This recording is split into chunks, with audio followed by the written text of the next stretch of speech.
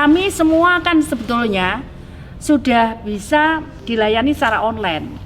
Contohnya misalkan nyetak KK, nyetak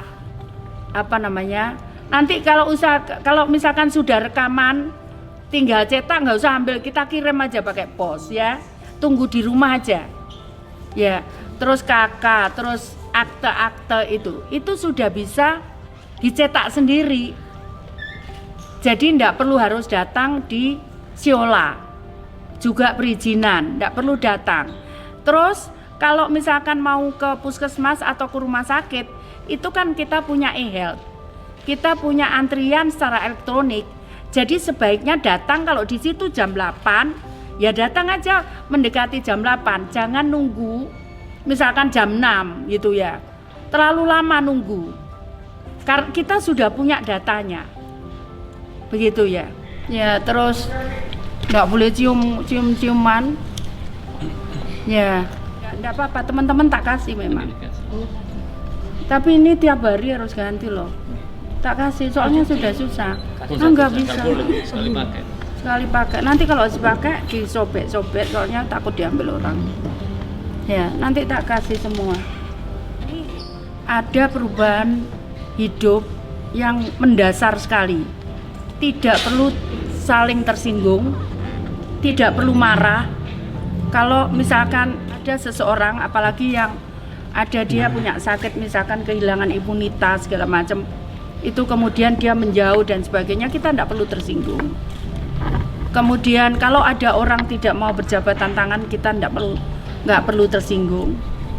Kemudian kalaupun toh orang dia misalkan di tempat ibadah, misalkan di masjid, dia tidak mau, maksudnya tidak mau menggunakan, kalau masih dipasang karpet tidak mau menggunakan, kita juga tidak perlu tersinggung. Itu sebetulnya kalau mereka melakukan itu, sebetulnya itu mereka melindungi kita juga, karena kita kan nggak tahu siapa pembawanya, siapa carriernya, saya atau siapa, naudzubillah min dzalik. Saya minta tidak ada terjadi di Surabaya. Jadi itu yang pertama. Sebetulnya kalau mereka melakukan itu, sebetulnya mereka juga melindungi kita, saling melindungi sebetulnya. Yang kedua, yang perubahan hidup yang kita harus selalu bersih. Jadi selalu harus cuci tangan, selalu harus pakai hand sanitizer-nya. Itu kita sekali lagi, kita tidak perlu tersinggung. Kalau orang di depan kita tiba-tiba menggunakan ini, seolah-olah kita bukan. Seolah-olah kita bukan seperti itu. Dia pengen melindungi diri. Nah, kalau dia melindungi diri, maka kemudian lingkungan mereka juga sehat. Disiplin, cuci tangan, kemudian disiplin. Nah, ini kenapa kursinya juga jauh-jauh seperti ini. Ya, kemarin sempat dikabarkan ada Surabaya ada 2, tapi sebetulnya dua-duanya itu tidak positif. Kemudian dipulangkan, tapi satunya itu bukan warga Surabaya. Nah, saya mempunyai data 44 rumah sakit yang ditunjuk oleh Kementerian Kesehatan untuk jadi rujukan. Nanti datanya saya kasihkan. Kenapa? Karena kalau semua nanti ke Surabaya, saya juga khawatir kalau over ya. Nah, kemudian cari yang terdekat. Kita cari yang terdekat. Kenapa? Karena tadi saya sampaikan, ini sebetulnya kalau kita bisa antisipasi, ingat teman-teman yang terkena pertama kali, kedua kali itu bisa sembuh, itu kan karena dia cepat mengantisipasinya. Ini adalah masalah bersama, bukan masalah orang per orang, tapi ini adalah masalah bersama. Karena siapapun dia, kapanpun dia bisa terkena. Karena itu ini adalah masalah bersama. Tadi kembali yang butir 1 bahwa tidak perlu ada tersinggung. Ya, jadi saya akan kumpulkan, nanti mungkin kita akan buat protokol. Jadi protokol misalkan di sekolah itu seperti apa, kemudian di perkantoran itu seperti apa, kemudian di transportasi massal itu seperti apa, kemudian nanti ada transportasi yang umum tapi bukan yang massal, misalkan yang private kayak taksi dan sebagainya. Itu nanti kita undang. Jadi seperti apa protokolnya itu? Misalkan kalau mau naik harus seperti ini, harus seperti ini gitu. Itu ada protokolnya, ya. Nanti akan kita undang dulu semua. Nah, kemudian sekali lagi naudzubillah min dzalik, mudah-mudahan tidak ada terjadi. Kami akan menyiapkan software yang akan isinya itu akan memberitahukan. Jadi misalkan korban ini kita nggak ngomong itu alamatnya di mana, tapi bahwa lokalisir kelurahan itu harus kita sampaikan. Ya, lokalisir kelurahan itu kita sampaikan. Nanti akan kita membuat software yang isinya itu petunjuk-petunjuk. Di situ akan kita semua tahu apa-apa yang kita harus lakukan, apa-apa yang kita harus kerjakan. Saya berharap seluruh warga Surabaya mengikuti ini supaya tahu perkembangan itu. Kita akan usahakan semua bisa diakses oleh mobile apps ya. Jadi sehingga masyarakat bisa mengetahui progresnya dan apa yang harus dilakukan sedini mungkin.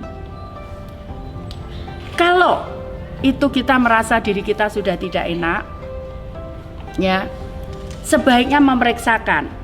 Di awal saya sudah sampaikan bahwa kita memberikan fasilitasi gratis untuk penderita. Jadi jangan sampai kemudian sudah kondisinya akut baru dibawa, itu akan terlambat begitu. Jadi ya contohnya ciri-cirinya biasa itu seperti flu biasa, ya. Jadi kalau udah merasa itu tolong ke rumah sakit. Sudah kita berikan rujukannya, nanti kita akan komunikasi dengan rumah sakit yang ada di Surabaya. Juga supaya yang ditunjuk oleh Kemenkes itu siap. Terakhir, kalau ada yang di situ terindikasi itu, maka kami akan langsung membagi masker untuk warga. Cuman masalahnya sekali lagi masker itu harus tiap hari diganti.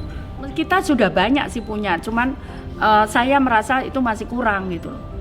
Jadi karena itu sekali lagi ayo kita lebih baik mencegah dibandingkan kalau sudah terjadi. Artinya kalau sudah merasa oh ya saya nggak enak atau ada itu kemarin aku ke sana gitu, mending kita periksakan diri, ya, seperti itu.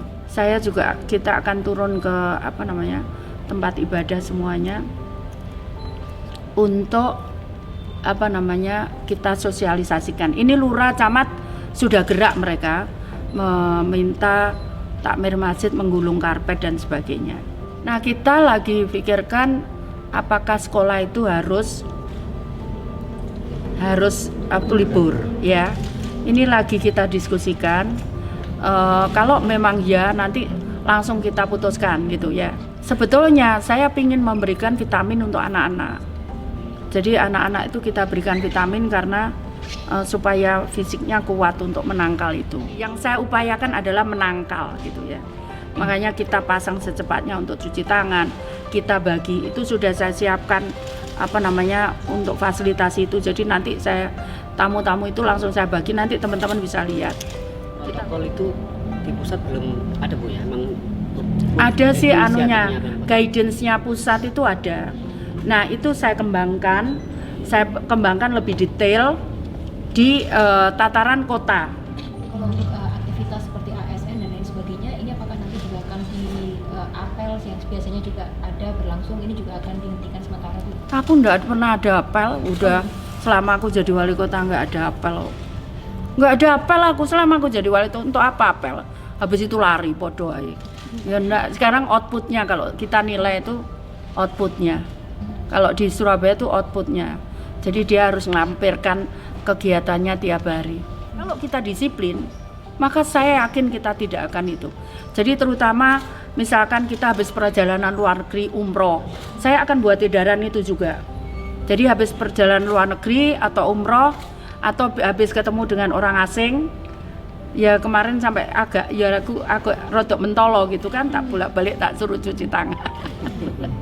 Ya apa namanya itu nanti kalau dia sebaiknya dikarantina dulu. Ya sebaiknya mengkarantina diri gitu.